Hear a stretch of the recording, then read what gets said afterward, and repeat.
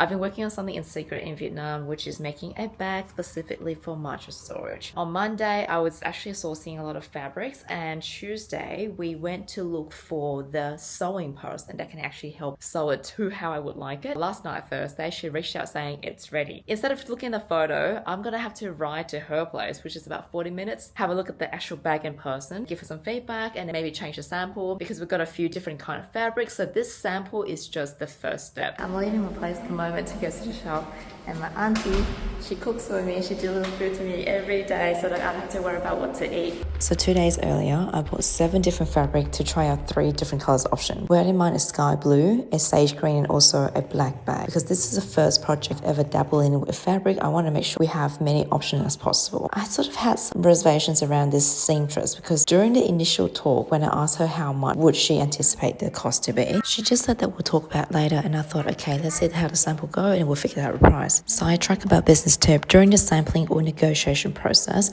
don't lock yourself in or show full commitment to one supplier until you're pleased with the price, because no matter how nice the conversation go, she did try to rip me off 50% more than market rate. You can be nice but be firm. So on this day here, I pointed out the padding that she used was either cut too short or the fabric was too loose.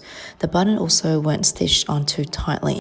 The sewing line were either not straight or basically too obvious at the front of the bag, because I unknowingly chose a fabric with the camel print, which is only one directional.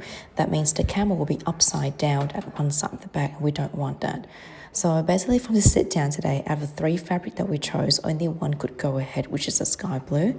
So I told the seamstress that I'll go buy fabric again for the second round sample. In the meantime, she will make us another sample with leather in case I have trouble choosing the fabric the next round. This lesson taught me how to choose the fabric better for the second and third round of the sample.